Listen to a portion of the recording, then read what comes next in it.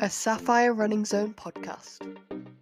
Hi everyone, this is Tim from the Sapphire Running Zone, and this is another in our podcast series where we chat to fundraising managers about their running history and their fundraising history. So we're delighted to welcome Charlotte today. Charlotte has been running for quite a while, done lots of fundraising. Charlotte, tell us a little bit more about yourself, where you work and some of your running history. Hi, Tim. I'm Charlotte and I'm the events team leader at Naomi House and Jack's Place. We're a children and young adults hospice on the south coast of England. I started running in 2019 purely because my colleagues were talking about it and I knew none of the lingo that they were using. I was like, oh, I need to get involved with this. So I actually did Couch to Five and loved it right from the get-go. I really enjoyed it. So proud of myself when I ran for 10 minutes and sort of text my colleagues and was like, oh my God, I'm a runner. I did 10 minutes. Little did I know. I love it because I'm not a coordinated person. I have no rhythm, but running is one foot in front of the other. It's just moving forward. So it's something simple that I can actually do. Um, in 2019, that's when I did my Couch to Five. And I actually thought, I want to do an event, but I want to do big. So I actually went straight into the Vitality 10,000. And it was an event that I wanted to do because I saw the sights. I was going on the train. It would be something really interesting and fun. So I did it and I loved it. I loved the moments that you ran past the palace, etc. It was just wonderful. So then I thought, okay, let's get a bit more. So I did the big half, and that was actually the last big event before COVID. So I was really lucky that I'd done all my training and then got to do the race because so many, as we know, didn't get through. So I was chuffed with it. I was really happy with my time, to be fair, and I'm not that into the times. I continued running during lockdown. I found that really important for myself to take the breaks, to get out there. I ran with a buddy and yeah, it was fun. It broke the day up and it kept me going. So for my role, I also support London Marathon, and it's an inspiring day, as we all know. The atmosphere, the supporters, the mix of abilities. So every year when I worked it, I would always put in for the ballot. I never saw myself as a hardcore runner, but I always thought I can put one foot in front of the other. So in 2023, I got that email. I got the email that said yes in the public ballot. The emotions that were flying through me that day were unbelievable. And actually 5 other people, I think it was, in the office applied and nobody else got in. And so I kept very quiet for quite a few months that I didn't want to share. I needed to keep it in. But yeah, it was an amazing journey. I knew that I wanted to give it my all. So I took the training seriously. I followed a plan. I made sure I did my strength and conditioning every week. Because I'm a little bit older, I made sure I did the yoga. I wanted to make sure that I wasn't injured. And I structured my runs kind of around my life at that time to make sure that I could do them. Um, and I'm proud that I didn't have any injuries. I may have lost a toenail or two, but I had no injuries. So that was really good. It's great to talk to someone who got a ballot entry, but also someone who started off doing the Couch to 5K and then progressed through to a 10K and then a half and then a marathon. It's sort of like the classic Oh, progression, textbook. really. Yeah, absolutely. Were there any difficulties during that sort of journey from the 5K through the marathon where you thought, I'm not going to do this? It's quite interesting talking to someone, obviously, who started running and did events pre-COVID and Mm. then had to go through the world of virtual events and trying to keep motivated because of a lack of physical events. Were there points during that process where you thought, I'm not sure I can do this? For the training for London, I felt accountable because when I received my training plans, I then responded with how I felt the run went. So if I didn't have that, I would have struggled. It was really good to have that accountability after every run to say, okay, this is how I felt after today's run. And they may give me a bit of advice. So that was key. I don't think now I have the willpower structure to retrain if I didn't have that accountability. And I think your point before about you fit the training in around your lifestyle is really important, because it's not a case of you must do this. Well, if you can't do it, you can't do it. You have to Mhm. fit it in around your life. And there's a lot of people who do struggle with that idea of, I must do X on a certain Mm. day. It's guidance that you do X on a certain Yeah. day. And if you can't do it, you don't beat yourself up about it. But it's No. really important that, you determine, you're focused, but it is something that's got to be squeezed into your lifestyle, which isn't always easy. Indeed, and I found actually doing my long runs on a Friday afternoon was better for me because then it gave me my weekend still. I do a shorter run at the weekend rather than the long run. I Okay, felt. everybody's different, and we Mm, always say some people, if they're doing shift work, do your long run on a Wednesday. It doesn't have to yep. be the weekend, but I think No. again, people are, oh my god, I've got to do it at the weekend. Well, you don't. It's great for you also because you had practice events in the lead up to doing London, because obviously a lot of people do London Marathon and haven't done a warm up event with a lot of people. How valuable was that to you, to know that you had traveled to an event, you'd run a big event with a lot of other people, and had got used to those crowds? Totally, totally. And it was invaluable. And I would certainly recommend doing that race day prep. It helped with my fueling. It helps with the nerves and knowing when you can eat, etc. Yeah, and it's one of those things that it's great to have sort of ticked off, because for a lot of people, particularly when you go to the expo for London, you look at all those people walking around absolutely scared to death, because it's like, oh my God, I've been training on my own for 6 months and now all of a sudden, look at this. Whereas you've done all that. It sunk in on expo day, that's for sure. When you see your name along with all of those other names on that wall, you're like, okay, this is real. This is happening. So you touched on race day then, and you touched on the spectators, and we've not talked a lot about the spectators, but they are obviously crucial, and the charities do great work having cheer zones along the course where friends and family of their running team often congregate with them, which is a great thing. So you had two cheer zones. How many runners' families joined your volunteers at those cheer zones? So they will pop in and pop out because they know where we are and they know what position we are in. So they may not be there all day. So we'll get various people throughout the day, which is great because then that mixes up our cheer squad. But it always gives me, if I'm on the cheer squad cheering, then I get to meet the friends and families. It does get a tad emotional when you see a parent of somebody running and they're in tears and you're like, oh wow, it gets a little bit emotional, but I love it. So it's a fantastic moment. So when you were running and you saw the two cheer zones Mm. for your team, and how many times did you see friends and family on the course?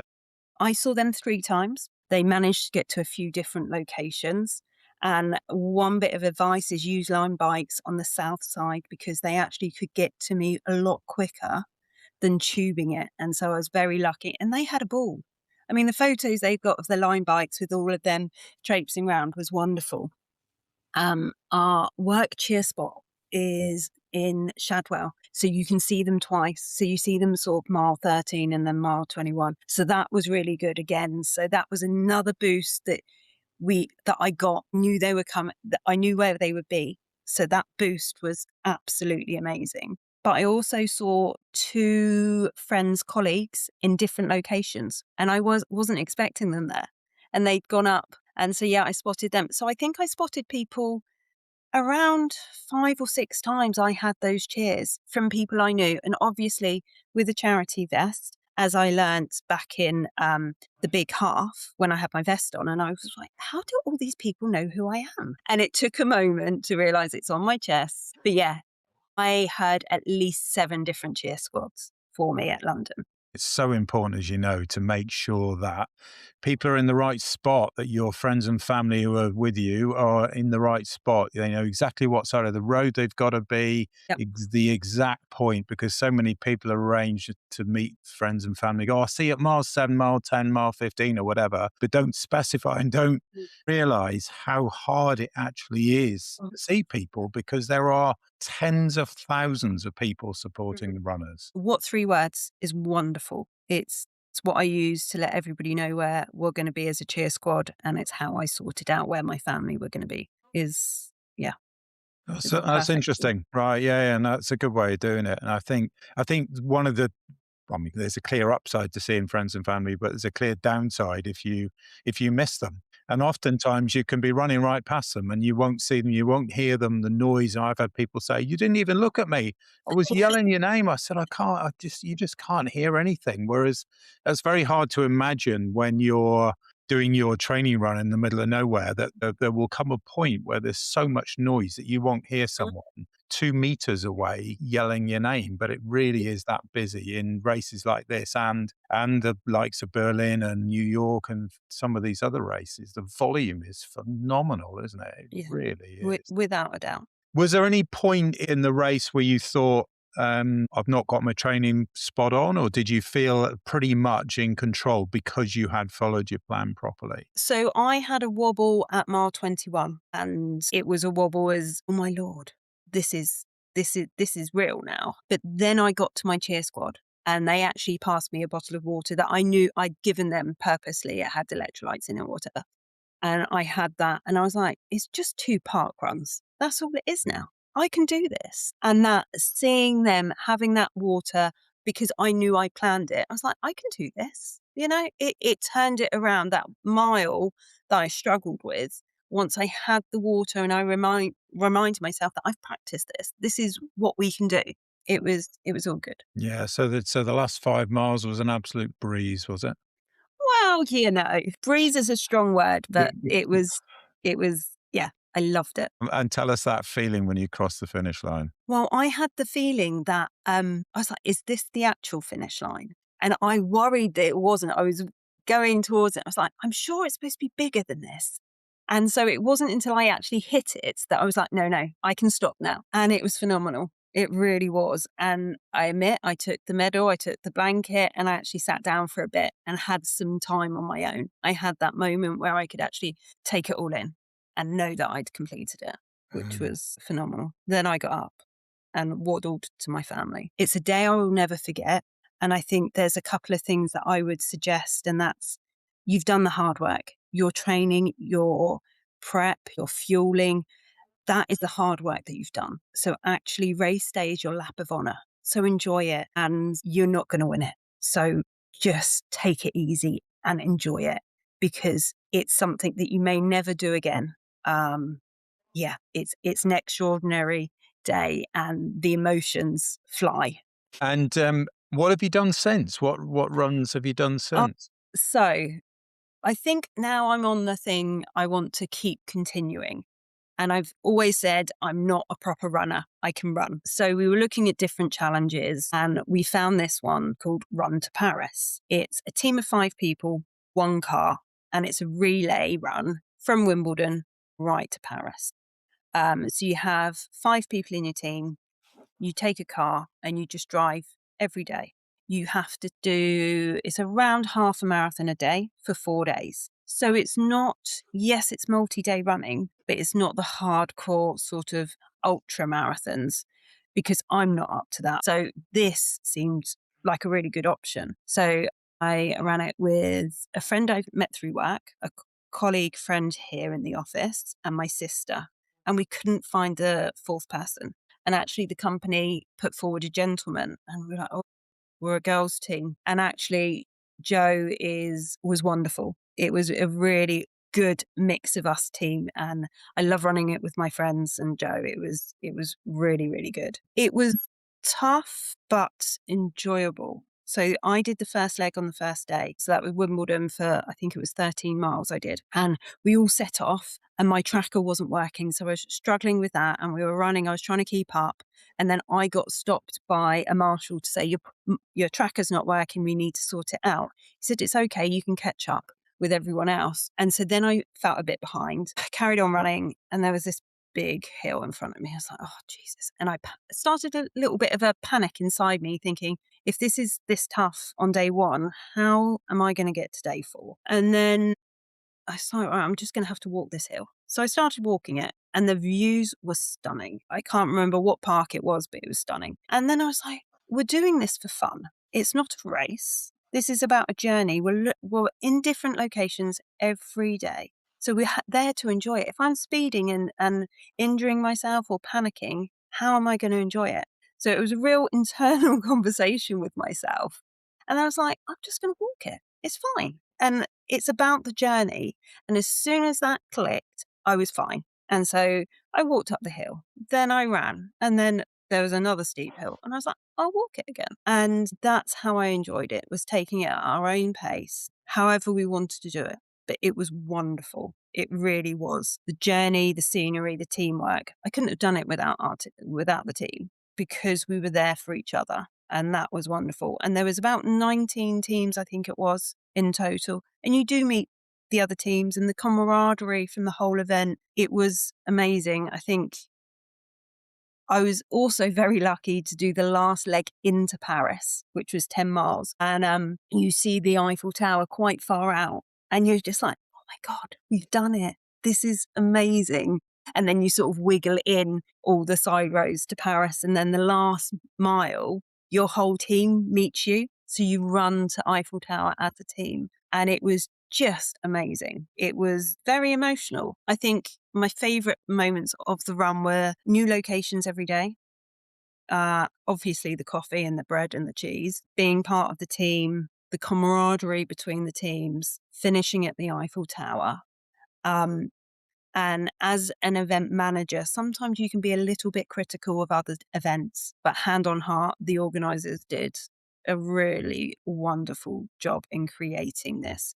And what I think I loved about it the most is they kept reiterating, it's not a race, it's the journey. And for sure, that is what you need to take. It's not how fast you get there, it's how you get there. Yeah, I totally agree. And I mean, it sounds like a great event, but that mantra is absolutely the right one. There's too many people get focused on times and get upset if they don't hit a certain time, which is often for a first timer particularly very hard to predict. Training for a marathon and you do an 18-mile long run and then you go, right, that means I can do the marathon in X. Well, it probably doesn't. Relaxing and enjoying the whole experience is so important. Let's switch and talk about the fundraising. When did you start fundraising and what have been the highlights for you? So every event that I seem to have done, I've fundraised. I enjoy it. I think I enjoy supporting others as well and giving them the ideas to do it. It is challenging. We all know that post-COVID. It's a struggle. I find that our strongest fundraisers usually have a connection to the charity, and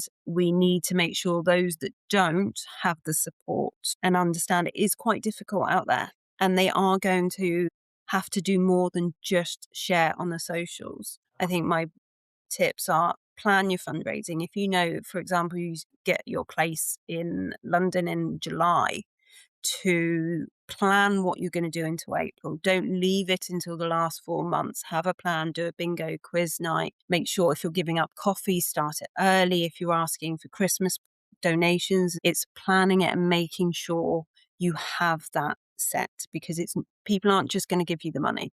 You have to sort of work for it, even more so nowadays. It's always good to meet our fundraisers, get them to come in and have a coffee with you, have a discussion, show them why we do what we do. Because as I said earlier, the strongest ones have a connection. But if you don't have that connection, if you've seen the hospices and had the tour and actually feel what we do, you will then have a passion. You will have the passion to share on why we do what we do. So that's a really important thing. I have also been known to run a park run with one of our runners that is struggling. I'm like, well, let's just go for park run. Let's just do it. Let's have a chat. And she went above and beyond in the end. And that's not just because of our chat, but it's because we give people time. We have the time to talk through them and give them some ideas, etc. That's important, is the personal touch with these they're high amounts. So if we give them the time, it really does help. What are some of the great fundraising campaigns that you've seen from some of your runners in the past? What have you had people that have done lots of events, quizzes, raffles, all that kind of stuff? Quizzes are always good. Bingo is coming up, and doing your own events will raise money, because by the time you've done tickets, the raffles, and if you have a good raffle, you can raise £1,000 plus. But you have to put in the work to obtain the prizes. It's not just sort of the bubble bath and things like that, you need really good prizes for people to want to pay to have the raffle. Making things, somebody's done some pottery and sold cups, and they're really lovely cups. So that's a good one if you have that skill set. Busking, it's thinking outside the box. Sell clothes on Vinted and add all those bits and pieces in. We do a really simple thing with our stewardship of making bracelets, good luck bracelets for people to run in on marathon day, saying you've got this.